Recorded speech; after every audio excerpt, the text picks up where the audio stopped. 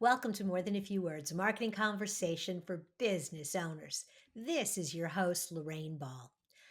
And as you're trying to stand out from the crowd and be recognized as a subject matter authority, you actually have to know something that other people don't. And one of the best ways to gain that information is to conduct a survey or a study and to talk about how to do that. I am going to be joined by Mickie Kennedy. And what you should know about Mickie is that he is an expert at helping small businesses, authors, and startups increase their visibility and credibility through tier one press release distribution.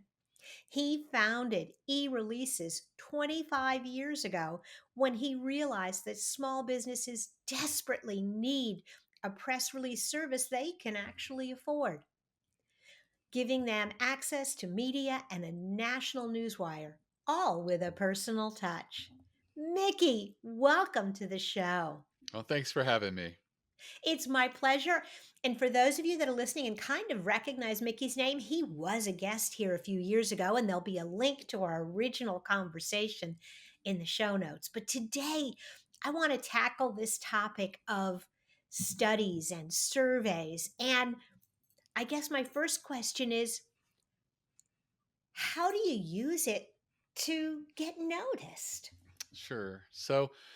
When it comes to the media, they love numbers, they love data, and there's nothing better than fresh data.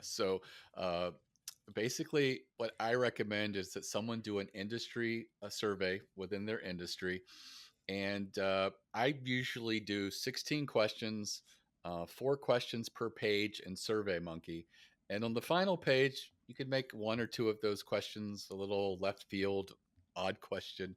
The great thing is if they've completed the three previous pages, you've got 12 responses, even if that throws them off. But sometimes those fun questions can really go places, and I've had some really good success with that.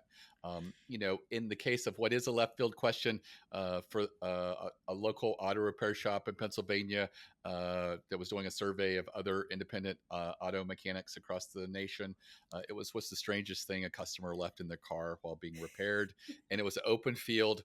None of the answers were statistically relevant, but they were fun, and so we ended up going with that. We put I always recommend you put all the questions and responses on a page on your website. It's going to be a survey resource page. Put your quotes on that page of what you feel is meaningful.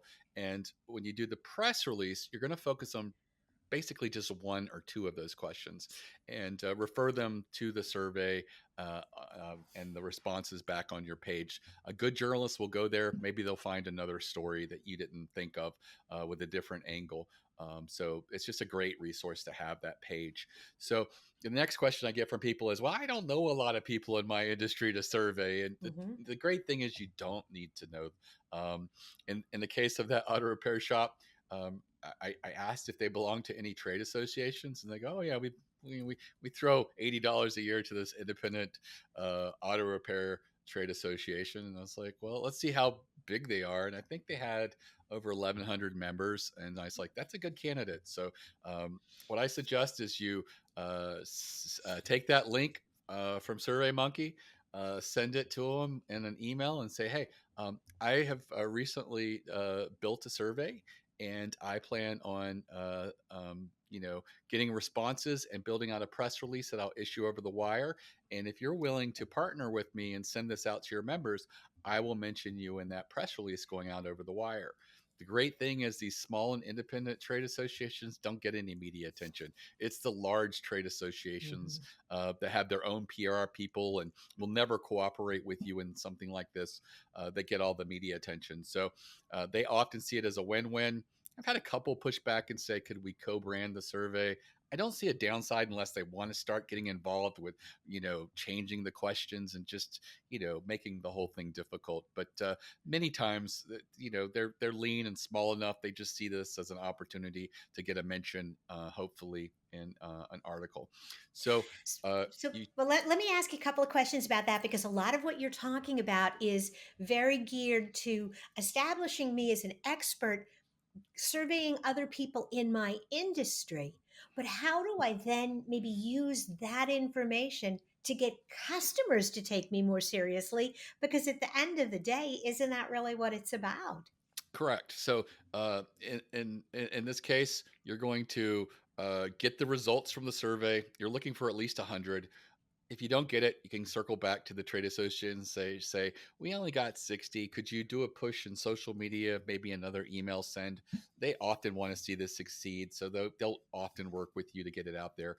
Um, you're going to look at the results, figure out what's the biggest aha moment here. What's the most shocking or surprising thing?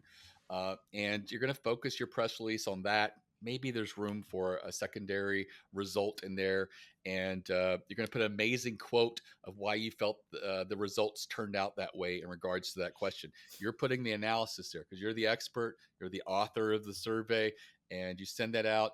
And generally, when my customers do this, they get 8 to 14 articles that are there. Then you take those articles, you put them on your website, you download them and take screenshots. Because guess what? uh, Newspapers and news organizations change content management systems. It seems like every 3 years, and they throw out all of the old articles. And so, you record these so you have them. But take the links, share them on social media, put them in your newsletter. Take the logos from these places and put them on your website. These are credibility indicators. So your leads, let's say you lose, you only convert about 8% of your leads. Maybe putting this in front of them, getting them to see, wow, these guys are experts. They just did this really cool survey. This isn't like, yeah, I'm considering two companies, and this other company is not doing anything like that. Mhm. And so it really makes them gives you the perception of being someone who understands the industry well. And as a result, that 10% conversion rate can climb to 14, 16, 17% by putting that authority in front of them. Because when people read articles and see you in print, it's a huge credibility boost. It is one of those things. It's a signal of trust. Mhm. A journalist has given that social proof of choosing to write about you. And again, you're the person who created this data. It's just so much authority there. And as a result, putting this in front of people, both leads and existing customers, will help you convert better and keep customers from leaving. There's always churn because people are always like, hey, we've been with this company 3 years. Maybe we should try someone else just to see if we've been using the Mhm. right person. And they see Mhm. something like that, and they're just like, we're definitely with the right person. I mean, they're much more of an expert than I thought they were. They're Mhm. getting in articles and things like that. So that is a huge authority booster. I had a carpet company in New Jersey did this. They got in a bunch of carpet and floor covering trade publications, and I told them I was worried because their customers don't read those, but they put together a big brag book of about 30 of these clippings. It did include also their local newspaper and New Jersey Magazine, which was important to them. And Mhm. they just thumb through it when they're giving someone a quote saying, look, we've been picked up in Florida, covering weekly floor trades today, just one publication after another, local newspaper, New Jersey Magazine. And then they just say, hey, we may not come in the cheapest, but we're nationally recognized and we know what we're doing, and you won't have to worry about moving all your furniture out of the room to have your carpet restretched in 2 years because we do it right from the beginning. And people That's just say, awesome. it's a little bit more, but I want to just go with them. It increased their conversion rate 17% with all in-home consultations by adding that 1 to 2 minute, just looking at these articles, not even reading them, just looking at the headlines and seeing them there.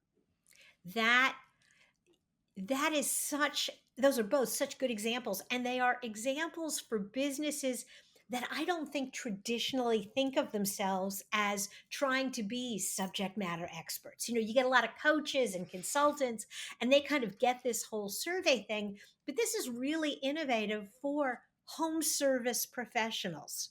Kind of, it is a wonderful way for them to separate themselves in what is frequently considered a commodity purchase. I mean, an air conditioner is an air conditioner is an air conditioner.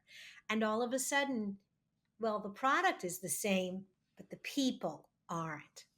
Yeah, it's a great way to stand out in any industry. There are so many books being published, and sometimes I have authors come to me who just tried PR and it didn't work, and they're in an industry where I think a survey would work, and I'm like, you will stand out here, and every article will mention, you know, a quote by you says so and so, author of, and that's a great way to position you as an expert with that book and get it out there. Fantastic. So it applies to so many different industries, and so few people are going through the effort of this. And the way I broke it down, it's very doable by most people. You don't have to be Absolutely. an expert.